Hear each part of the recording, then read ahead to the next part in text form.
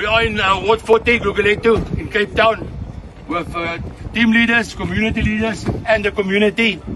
We are busy with our fire volunteer community firefighting program, which entails fire awareness, fire safety, and fire extinguisher training.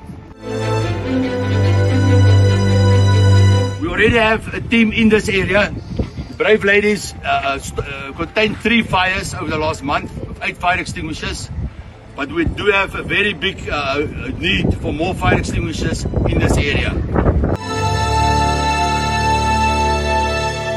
We would now like to hand over 20 fire extinguishers, as well as 6 first aid kits and 20 reflector jackets for the community, to be used by the community in the teams that they formed now. I'm not going to say much as Paul finished everything. First, let me say thank you very much for the 3 fires that we have last month, and the fire extinguishers help us very much.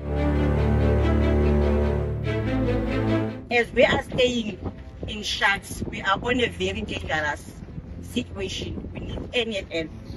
Thank you very much.